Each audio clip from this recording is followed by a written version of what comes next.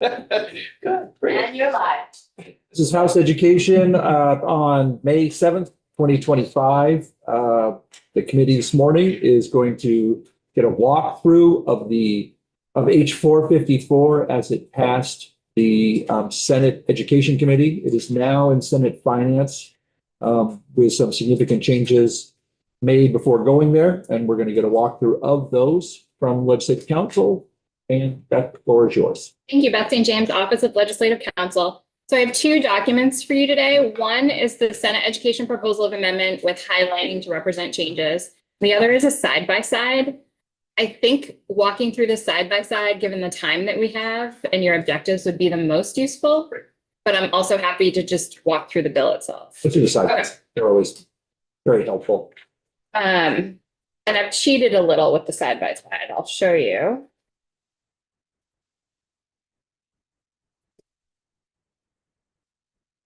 And as always, I'm not that great at highlighting. No worries. Bear with me. So I put the effective dates up next to the section headings in blue. There weren't really, for the policy sections that I was responsible for, there weren't really any effective date changes, but you can see them in the side-by-side. If there is a bunch of white space, that means there's nothing in the Senate version to correspond to what's in the House version. If there is, and I'll walk through this language, I'm just trying to illustrate what we're working with. If you see yellow on the right side, this is new language that the Senate Education Committee added. And there are a few places on the left side, which is the House passed version, where I used green highlighting to call your attention to language that appears in the House version but doesn't appear in the Senate version. And the easiest way to do that was just to highlight the House language. So stop me if you have any questions about what any of the highlighting means or what any of the blank space means. I also tried to line up language with its corresponding language in the other versions. So I think that I sent Annie a PDF, so none of my tabbing should have changed. Okay, so we're going to start on page 1, section 1, findings intent plan. You'll see that the Senate Education Proposal of Amendment removed all of the findings. So we're going to be on page 2 now.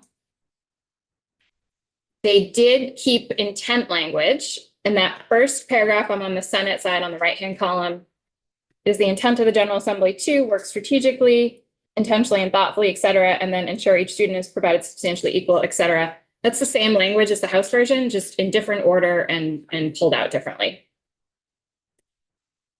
And then you can see their number in the Senate, number 3 in the 2026 session. So similar to you, they call out the work that the legislature is going to do next year.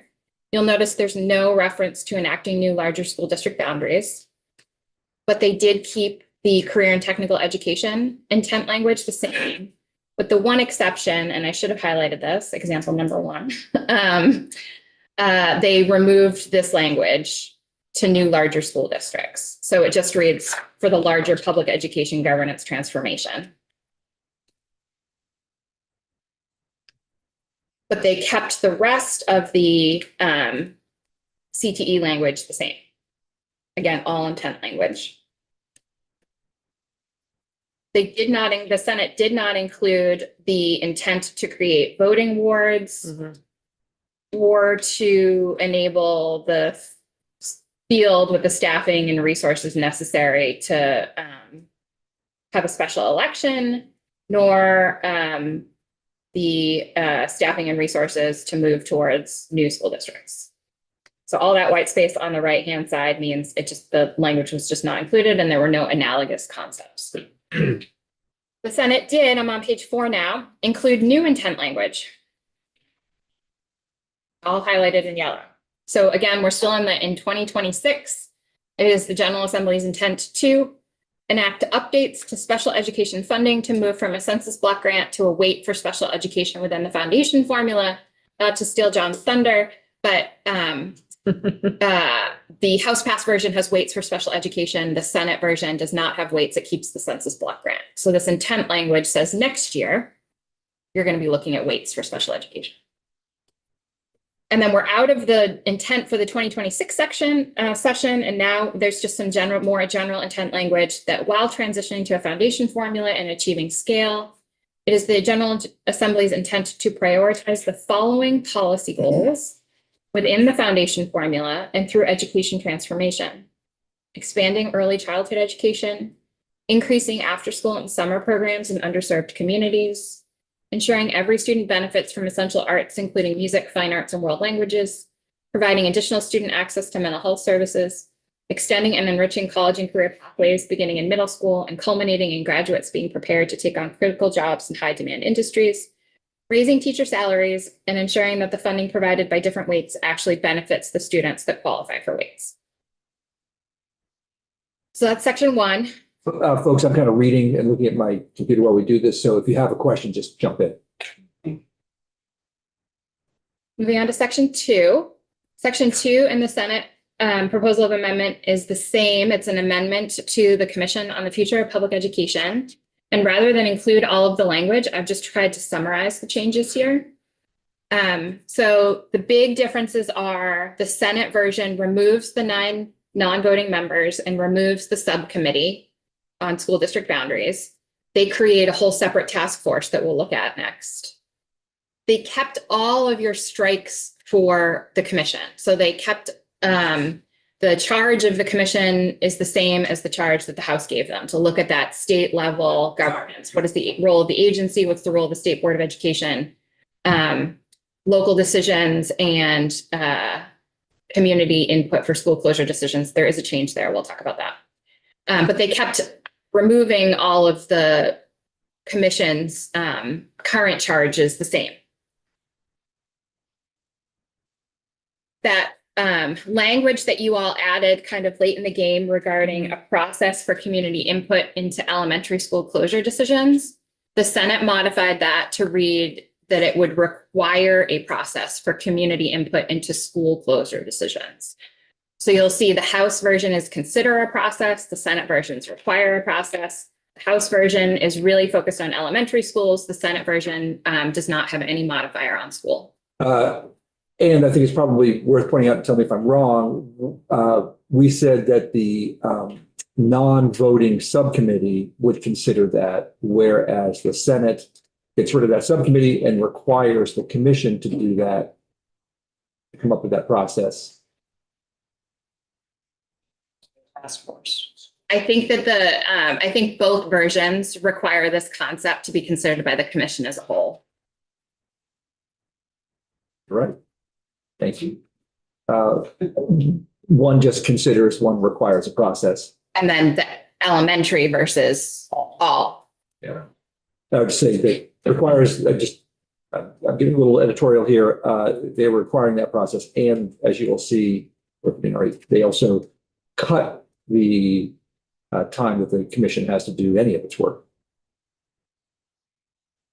Yes, if we move on to page 5, you'll see those changes. The big substantive change is the Senate took language that appeared in the education finance bucket of the commission's work that was all struck by the House, and took the piece about healthcare cost analysis and moved that up into the remaining work of the commission. So the language that appears in the Senate version, I'm on the very top of page 5, regarding an analysis of the impact of healthcare costs on the Ed Fund, is taken right from the commission's current work. The House version just strikes that requirement. The Senate version takes it from where it lives in current law and moves it up to the remaining work of the commission. The Senate also struck the language allowing the commission to make additional considerations. The Senate version moved up the final report date to September 30th, 2025, and the commission will cease to exist on October 15th. And then, as I mentioned, the Senate removed the school district boundary subcommittee. So for section 3 in the Senate version, I'm still on page 5. they created a school district boundary task force. So what I've done for comparison's sake, because they did keep a lot of the language from the House's subcommittee, I've pulled the subcommittee language and plunked it here so that we could look at it together with section 3 in the Senate version. So standalone body, Senate version is a standalone body, a task force composed of, and then you go down to page 6. It's an all legislative task force with 4 members of the House and 4 members of the Senate.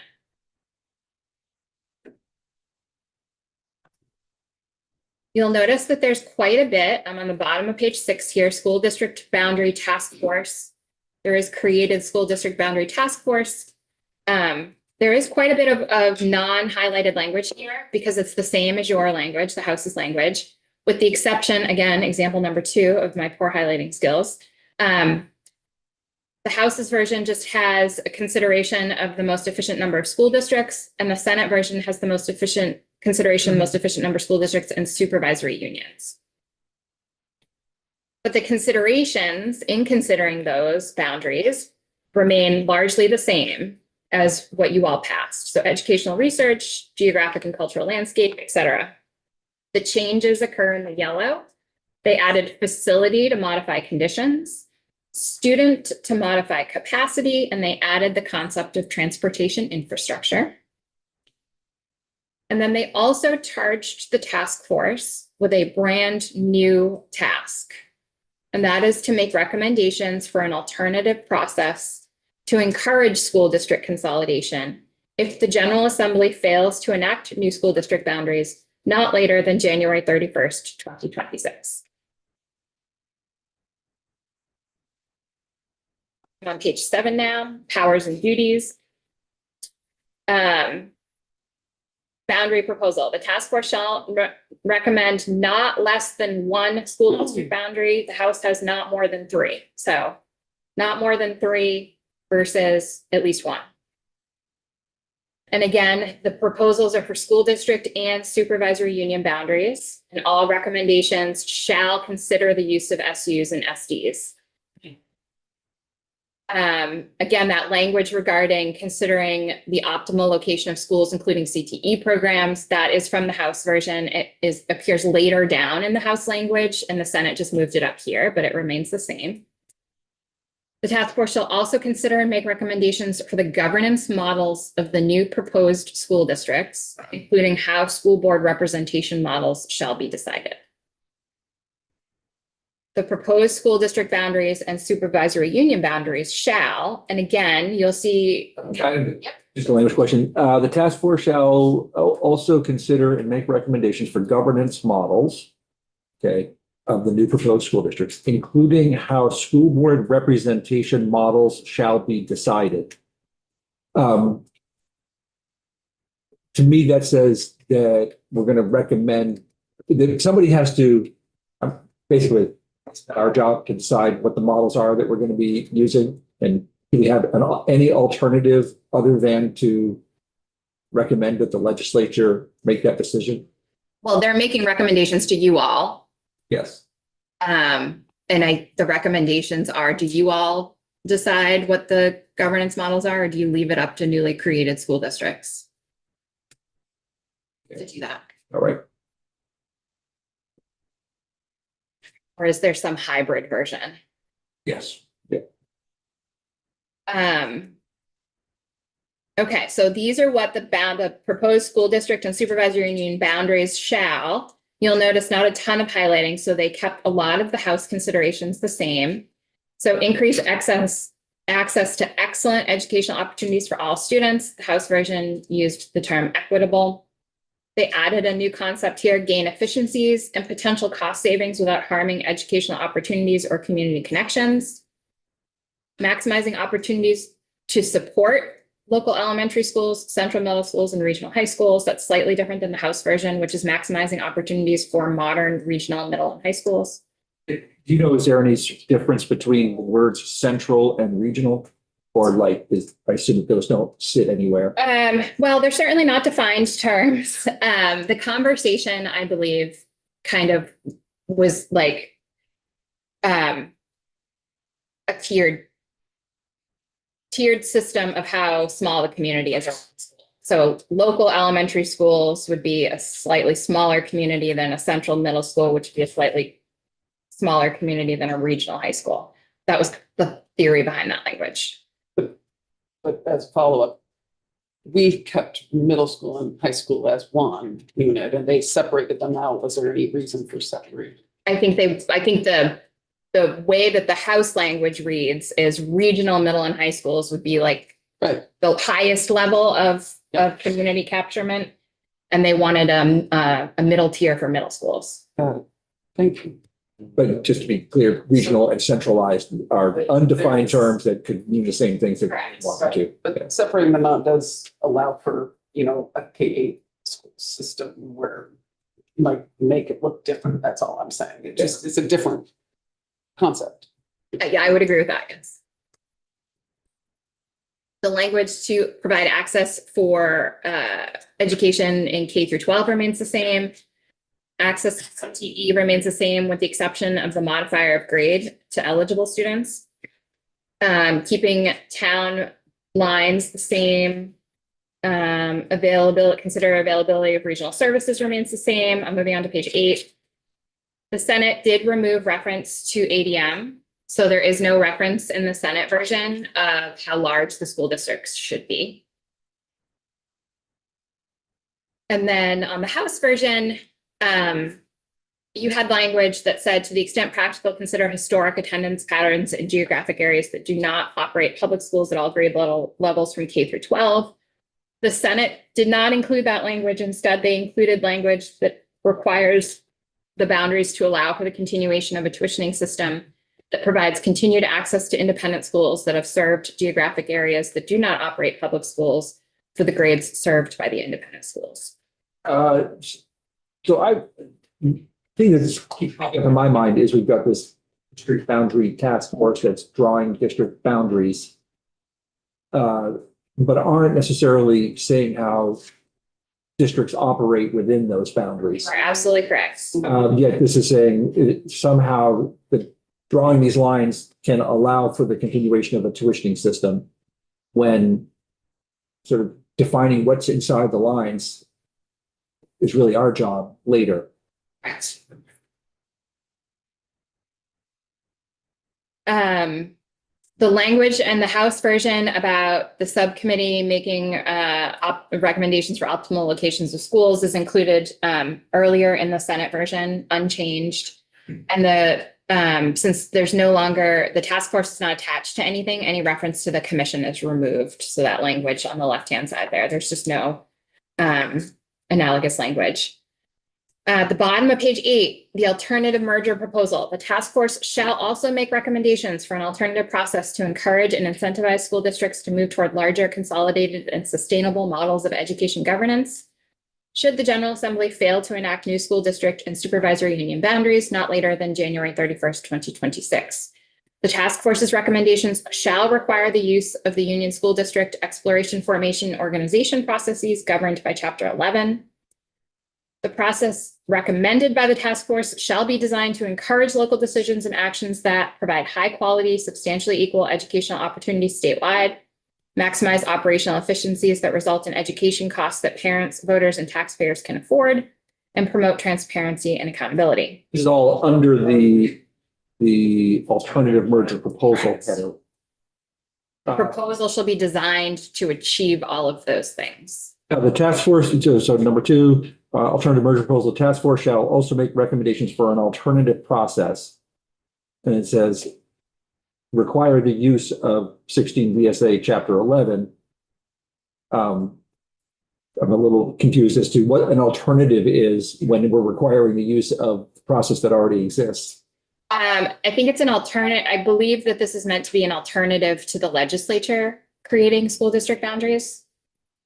And so it would be talk amongst yourselves. Okay. And use current law to form larger union school districts. Yeah, I'm not sure if it requires the use of 16 VSA Chapter 11, which I know very well and love very much. I'm not sure what the alternative is. I understand providing incentives, but I'm not quite sure what an alternative is to something that you're required to use.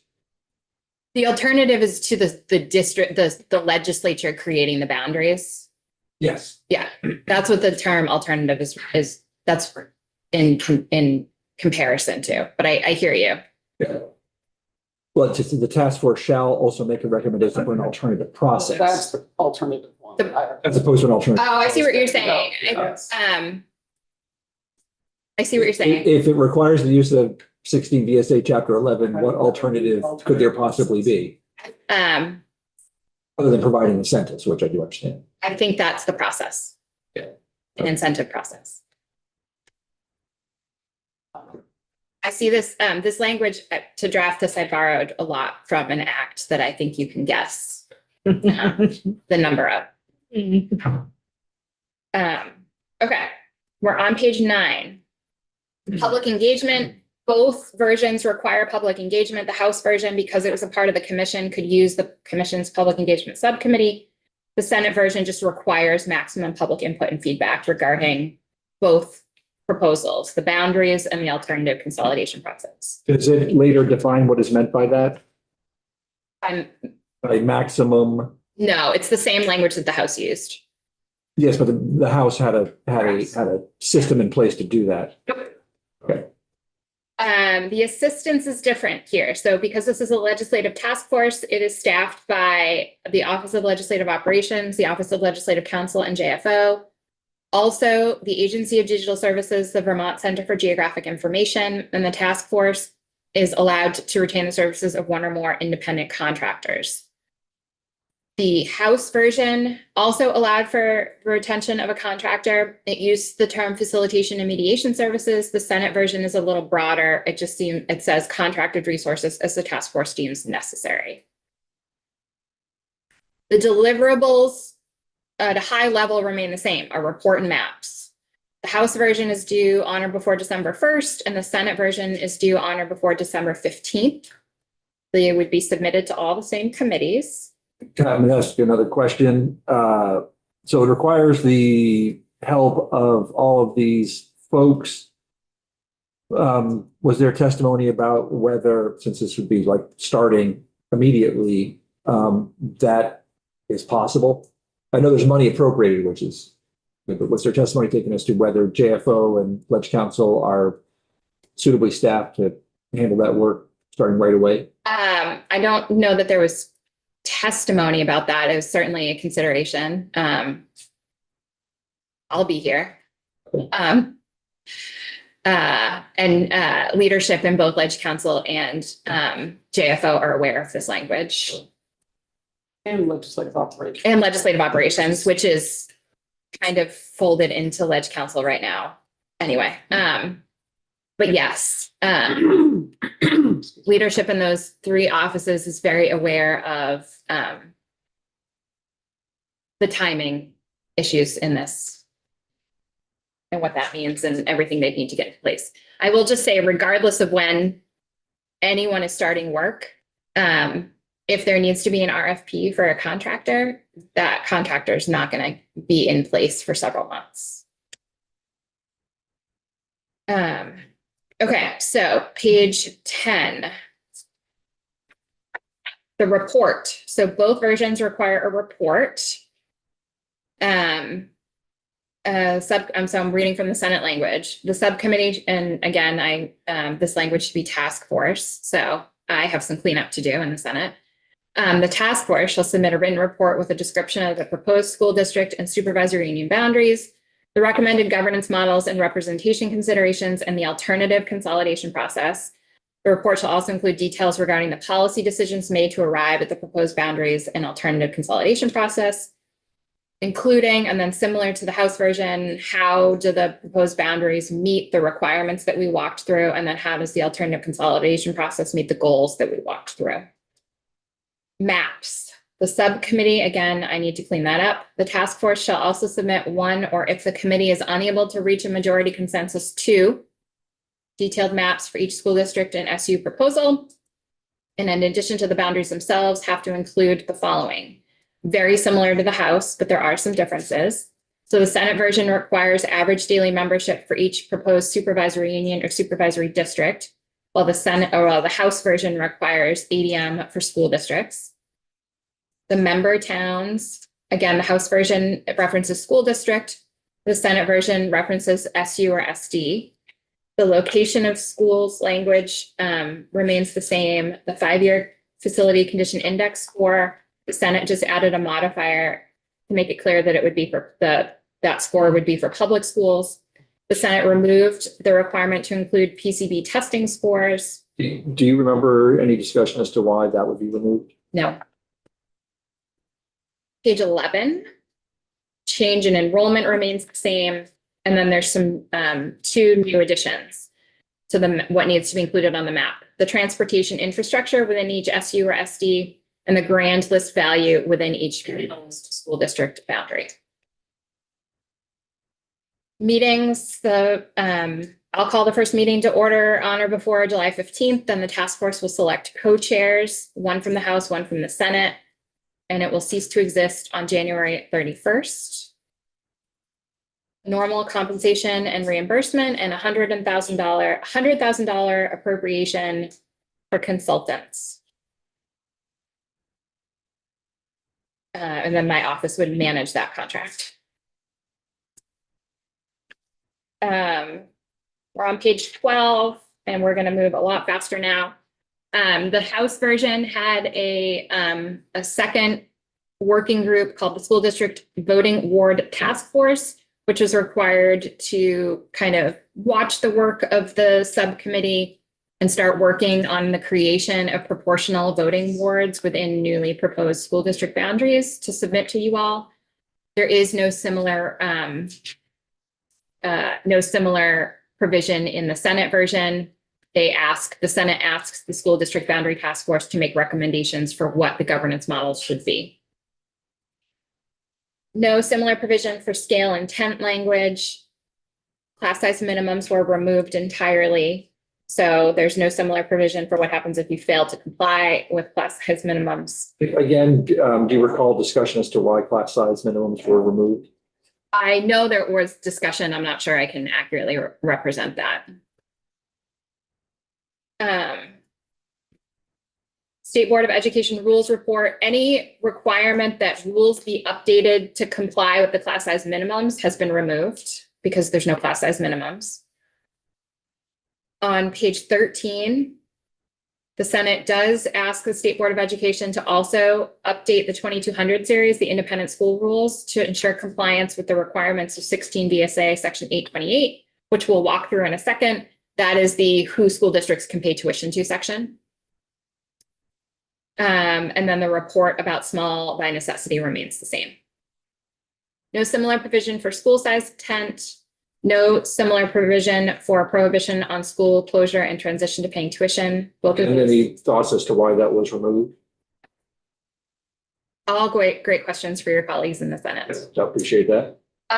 School construction remains almost exactly unchanged with the exception of, starting on the very bottom of page 13, moving to page 14. The Senate kept the intent language in the policy section exactly the same, except it removed all of the language in green on the House column. But it didn't make changes to the language that it kept. And then there were no changes made to the school construction program, the advisory board, the prospective repeal of the advisory board, the special fund, the approval and funding of school construction projects, the appeal process, the transfer of rulemaking authority, and the repeals. So the entire school construction program remains unchanged except for that policy change. And so we're on page 16 now. This is the Senate did amend section 828, tuition to approved schools. And so they kept it broken out like the House did. So the first option is a public school located in Vermont. That remains the same.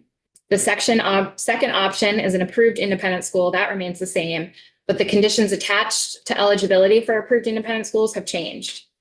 So located in Vermont remains the same. Approved under section 166 of this title on or before July 1, 2025 remains the same.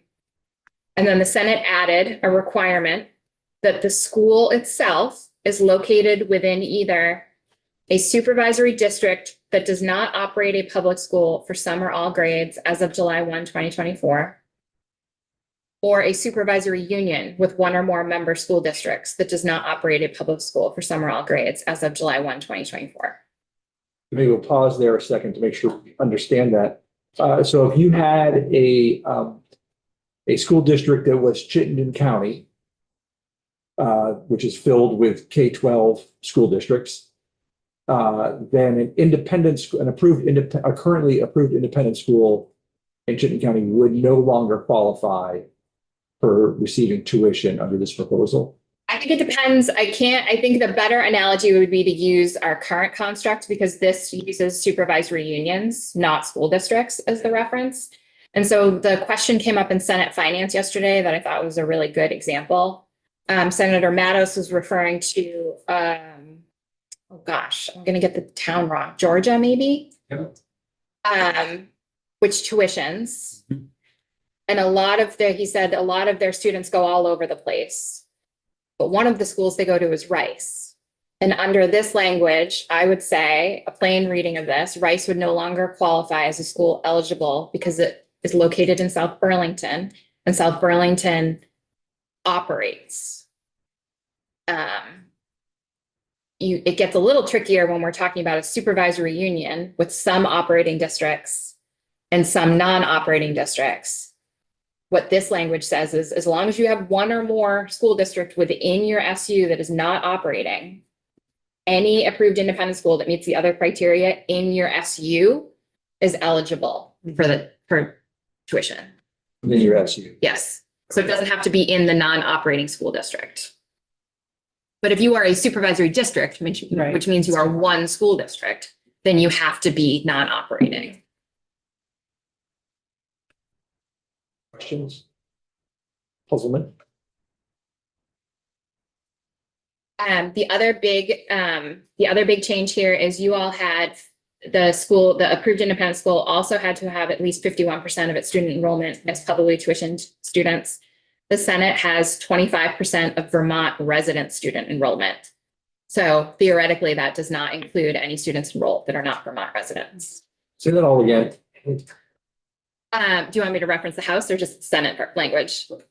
The House version, I'm pretty Okay. confident with. So the Senate version says that at least 25% of its Vermont resident student enrollment. So it's Vermont resident enrollment Yeah. is a separate number under this construct than its overall enrollment if it has students enrolled that are not Vermont residents.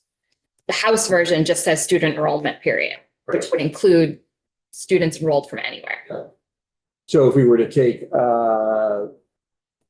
Vermont Academy, for example, that is 75% out-of-state residential boarding students and 25% Vermont students, and that number was 100. In order to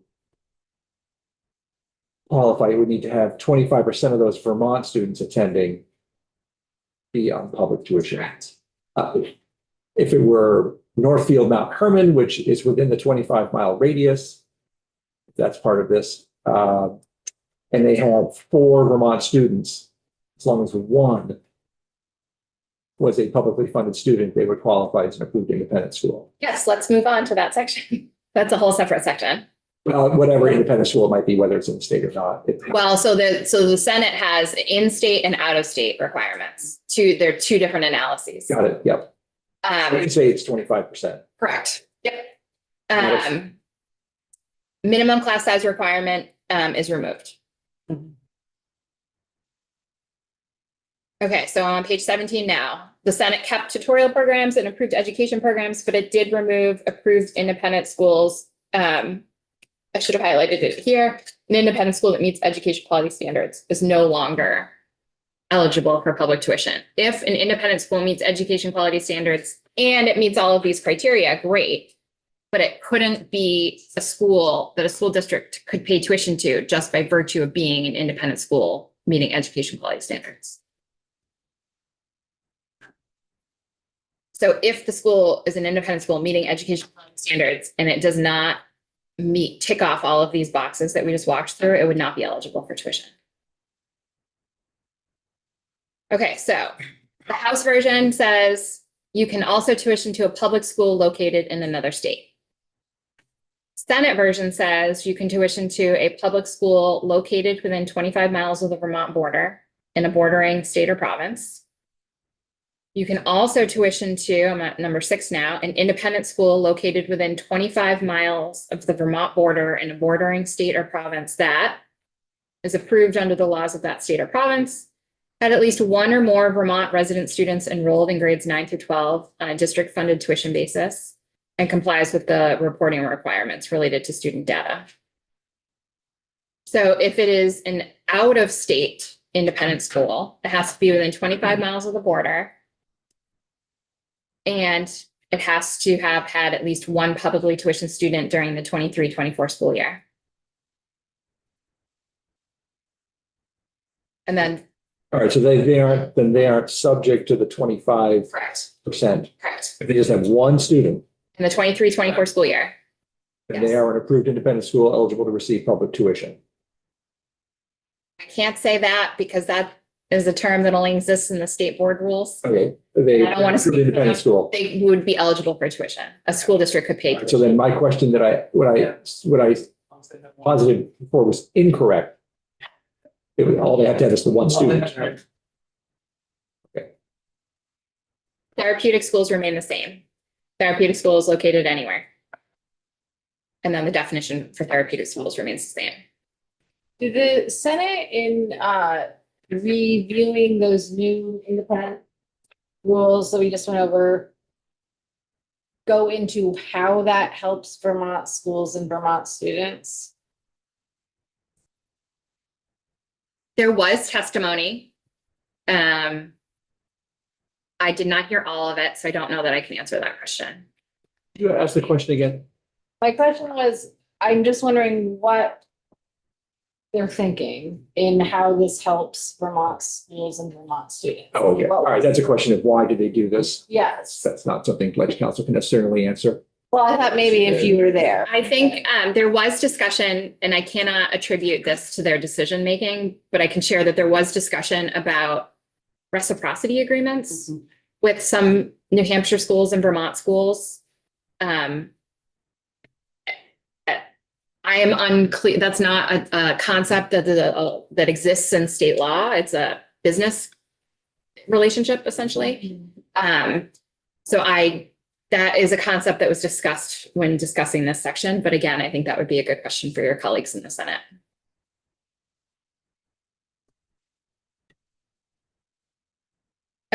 Okay, tuition transition language. If you go to the school, if you're enrolled for next year, you get to continue and graduate, even if your school doesn't meet all of these new requirements, remains the same.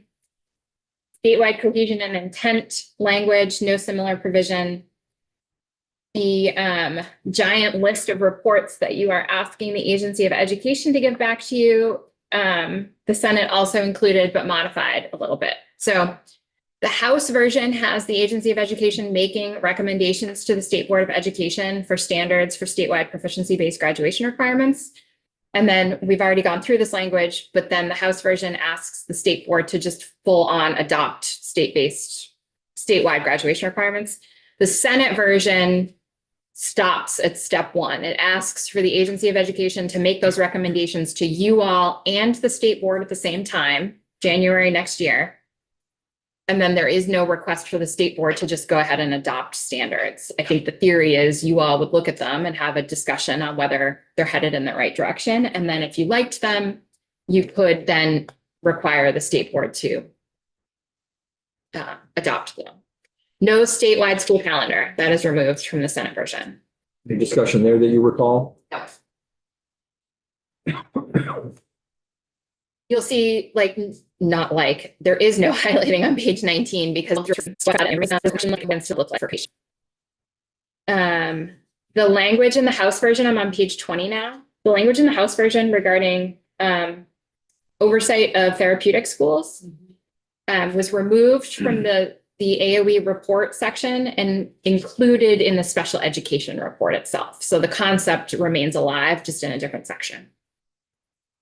The Senate added some requirements. So the first to your report that's due back next year in January is an analysis of how education payments are allocated within school districts and what, if any, changes are necessary to ensure students who receive weights are actually benefiting from the additional funding associated with the applicable weights. And then a new reporting requirement that's due next December is the Agency of Education, in consultation with the Office of Workforce Strategy and Development, would submit a written report with recommendations on how to increase flexible pathways opportunities for students in the commercial and nonprofit sectors. No similar provision for state level governance intent. Sections in the House version, sections 23, 24, and 25 are the State Board of Education appointment process, where the governor would appoint 8 and the House and the Senate would each appoint 1. The Senate removed those altogether. Again, do you recall discussion or testimony on that? That doesn't mean it didn't happen. I just am not able to speak to it. The State Board of Education review of rules, the sunset review essentially remains the same. They didn't change that at all. Tuition, and this is the end of my sections. The Senate included the amendment to section 823, making it the sole tuition section. And they kept the House's language the same. So tuition under a future state would be an amount equal to the base plus the weights for any student. So each student's bringing a different amount of money with them. The effective date is different. The House version, this tuitioning concept is contingently effective on 7/1/2029, along with the foundation formula. The Senate version, this language would take effect on 7/1/27, along with the foundation formula. So different timelines there. There is one other change, though, to this section, and that is on page 22. Notwithstanding subsection A, which is the language that says tuition is now weights, base plus weights, and it follows the student. The district shall pay the full tuition charged its students attending an approved independent school in Vermont functioning as an approved area career and technical center. Neither bill makes changes to chapter 37, your career and technical education chapter. The CTE chapter has all of the tuition provisions for CTE. There have been no changes made in either version.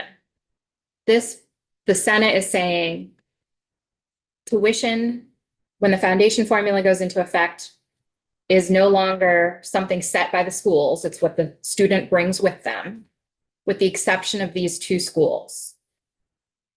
The approved independent schools that are functioning as approved area career and technical centers could still set their tuition. Public CTE programs also set their tuition. That remains unchanged. The big difference is public schools set their tuition based on requirements in State Board of Education rules. And those same rules don't apply to the independent schools. And that's it for me. The repeals to remove any of the tuitioning laws that would not be necessary due to this change remains the same as well. And that's it for me.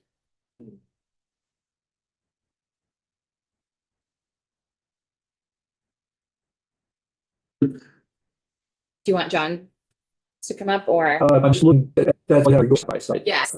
The options I did. Okay, we didn't get into the whole special ed, Oh, but that's okay because I really not sure it requires much. It's largely the same. sorry. Yes, it is largely the same. I'm so sorry. I just completely spaced that I did this. It is very much the same. The big difference, sorry, I'm on page 23 now. Sorry. So section 29, there's no similar provision. This is the education, the adult ed language. That language and concept is alive in the budget, is my understanding, but the Senate removed it. And then again, the adult education funding report, the Senate removed, but again, that language is being addressed in the budget. The special education report back remains largely the same. The big difference is the House version requires all of this information in the context of moving towards a foundation formula and the weights. And any reference to moving towards special education weights or the foundation formula has been removed from the Senate version. But the information that you're Because getting, they're sticking to the the census block. space for right now, yep. But the bulk of what they are asking for is the same as what you all asked for. You'll see some differences. So for example, on page 23, number 1 there, improving the delivery of special education services and managing the rising extraordinary special education costs. They just stopped the concept there. They did not include the as Vermont special education finance system transitions, et cetera. Number 4, ensuring the delivery of special education is responsive to student needs. The Senate added the phrase ensuring adequate staffing to deliver special education that is responsive to student needs. The Senate added a requirement that the report contain an analysis of addressing the root causes leading to the workforce shortage of special educators. Everything else remains the same. Moving to page 26. Again, we're still in the giant report back you're getting from the agency on special education. D, the phrase especially independent settings in relation to the agency's staffing capacity to review and conduct, monitor, and visit schools was removed. And then here, F is where that language regarding the oversight of therapeutic schools that was in the kind of hodgepodge of reporting that you were getting back was taken out of there and put into the special education report specifically. And then the House language regarding more strategic support to move towards a weighted foundation formula was removed. And then the last bit of language there remains the same. Special education strategic plan, again, language that references supports and processes that need to be in place for the transition to a weighted funding model is removed, but the strategic plan concept remains the same. And then the position in order to support the agency and the strategic plan work remains the same. Great. Thank you. All right. Let's have John join us. Please. Thank you very much. It's our student testimony on H54 to give on the agenda.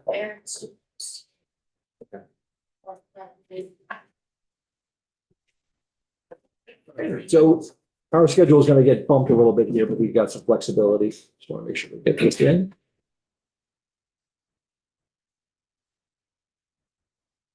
All right. Doc Ray, Office of Legislative Counsel. I am happy to dive in. If you guys want me to screen share, although I don't have something as nice as a chart prepared for you guys to look at, but I think I can very easily describe the changes in my sections. And I can just do that at the outset, and then I can point to the language that supports those changes. I think that's probably the easiest way to think about this. So basically, there are two big things that happened in Senate Education concerning my sections, which are rollout of the foundation formula and then supplemental district spending and the like. Senate Education did not touch the supplemental district spending. They just touched the foundation formula sections. And so what they did is they changed the inputs to the foundation formula. And the inputs are your base amount and the weights that you provide. So they changed the base amount from the House recommended version. It was 15,033. That was based on a cost factor analysis. And the base amount that was recommended in the Senate Education version of the foundation formula is 14,870. That is not a cost factor analysis. And then they changed the weights that are available to students. And I think the easiest way to think about this is to talk about first the categories in existing law. So currently we have weights for English language learners. We have weights for economically disadvantaged students. We have weights for grade levels. We have weights for sparsity and weights for small schools. In the House, the approach that was taken aligned with recommendations in Dr. Colby's memo and provided for an enhanced English language learners weight. It broke out to those different proficiency levels, and it had provided an additional weight for newcomers or students with limited or interrupted formal education. So like current law, it recognized English language learners, but it had built out additional weights based on the costs associated with particular students. It maintained the same economic disadvantage category, but slightly tweaked the number for what the economic disadvantage weight is. In current law, I believe it's 1.03, and the proposal under the cost factor analysis was 1.02 for economically disadvantaged students.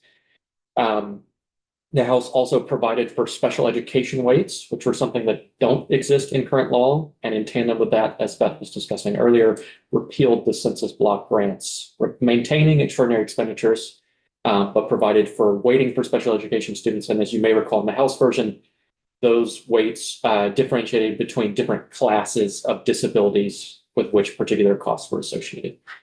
They did not have weights for sparsity or small schools. The House had elected to pursue support grants for small schools and sparse school districts. In the Senate, the approach that was taken uses the same English language learner approach as the House used. So it has the broken out weights and the same weight values for both proficiency levels and newcomer or students with limited or interrupted formal education. Has the same economic disadvantage weight, so both of those are the same, but it takes different approaches with respect to special education, for which it doesn't provide a weight, but sticks with the census block grant. It does provide certain kinds of grade level weighting, so that's for 6 through 9, or 6 through 8 and 9 through 12, and then provides a small school weight, but no sparsity weight. And the small school weight would be tied to get in the door for a small school weight, you would have to meet a specific sparsity criterion, which is fewer than 55 people per square mile within the geographic boundaries of that area. So those are the main changes that Senate Education made to the foundation formula, updating the weight and the weights and the base amount. Like I said, the approach in the House was a cost factor approach, not the same approach here. These numbers were worked through in committee. The other big changes that I'll show you, one is to provide for a transitionary measure at the time that you roll out the foundation formula. So under the House's timeline, the foundation formula rollout would happen July 1, 2029. And under the Senate's proposed version, the rollout would be July 1, 2027. So coming up very quickly. And they have transitionary measures that are meant to address what happens in fiscal years 28, 29, and 30, which are the first 3 years of that foundation formula rollout. And basically what those transitionary measures do are they compare a school district's FY25 education spending against the educational opportunity payment that it would receive were it calculated under the foundation formula. And if your FY25 is above your educational opportunity payment over those 3 years, it brings you down in increment toward your educational opportunity payment. And similarly, if your FY25 is below your EOP, it brings you incrementally upward to your educational opportunity payment. So basically smoothing the curve from where you are in FY25 education spending to where you would end up under the educational opportunity payment.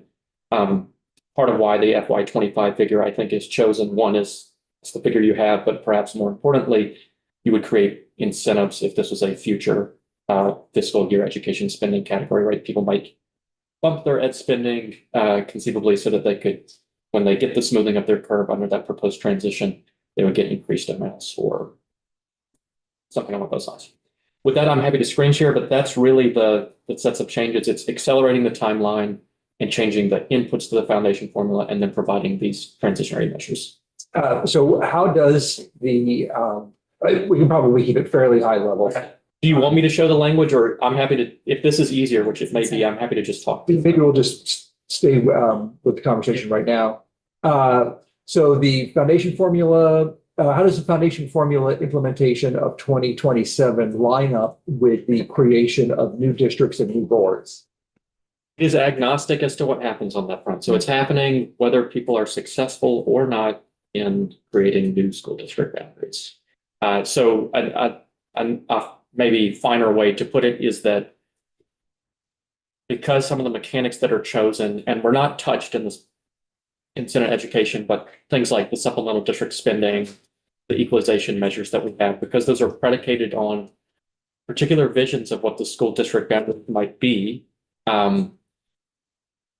This could create a situation where your school district boundaries are out of sync with the mechanics of the formula. Another way to put it is you would have to come back and revisit those determinations once you knew what the school district boundaries are. But this, unlike the House, which says July 1, 2029 rollout contingent upon the new school districts assuming responsibility for the education of all resident students, this has no such contingency language. It just rolls out July 1, 2027.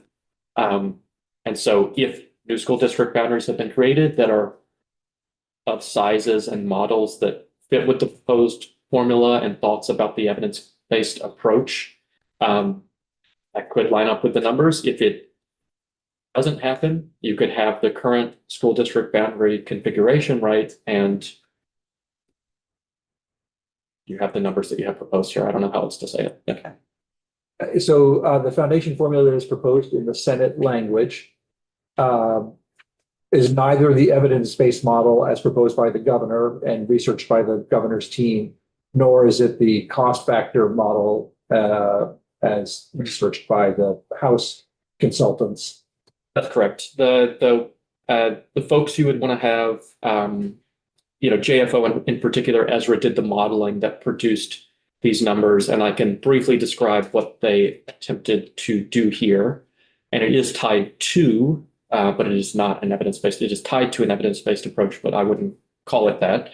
On last week, the APA consultants came in with an adjusted evidence-based approach to the numbers. Is this the enhanced evidence-based model Exactly. I'm talking about? Exactly.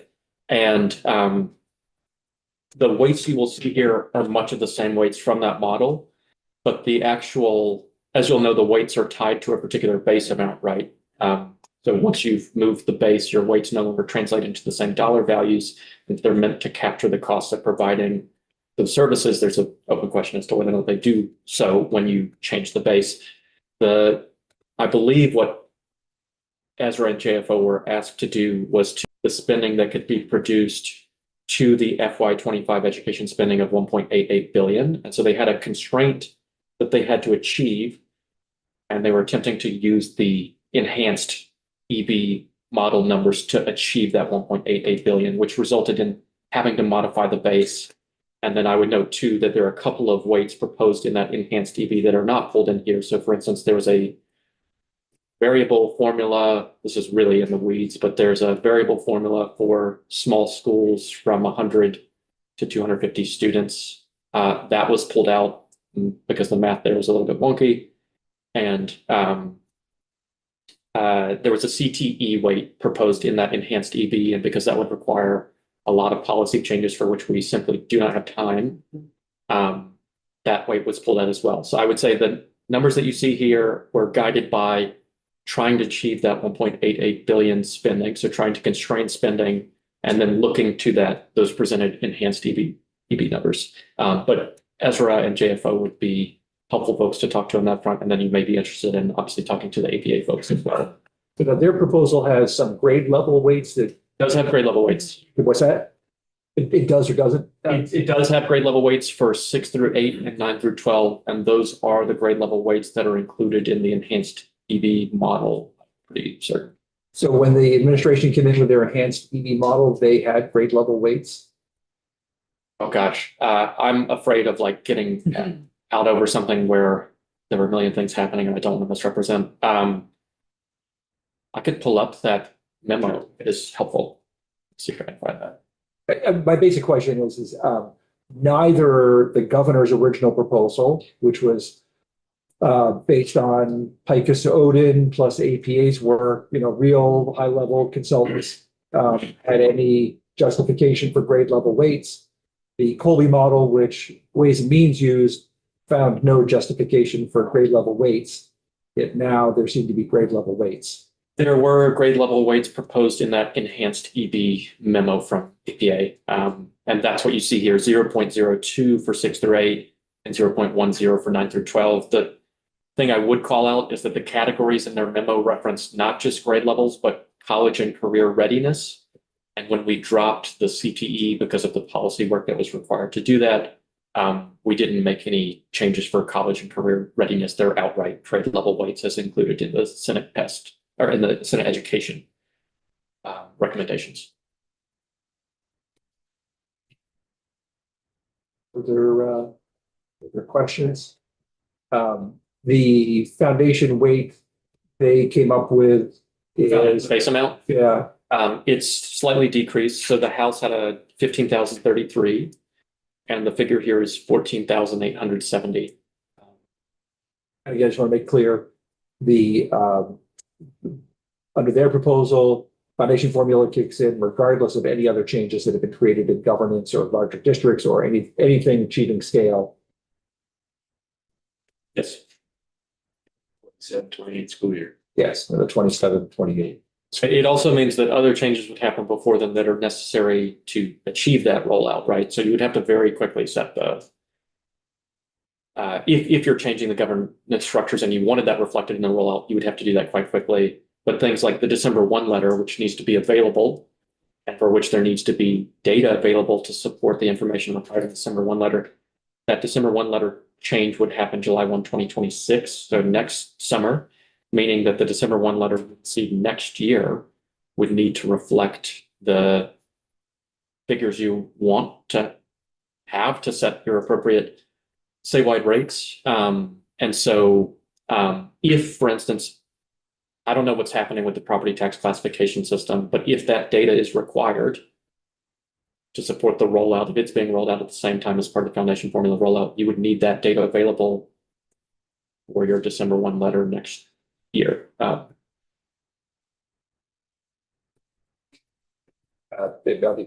This committee had a long discussion about the challenges of an aggressive timeline if you want the foundation formula to coincide with all of the scale and other modifications we put in there.